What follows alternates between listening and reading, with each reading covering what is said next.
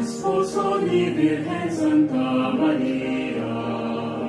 lalaki na pinili ni Diyos Ama, amang tarabay iti anak na, et buklenyo ti Sagrada Familia, sa Jose o Patroni, nagasal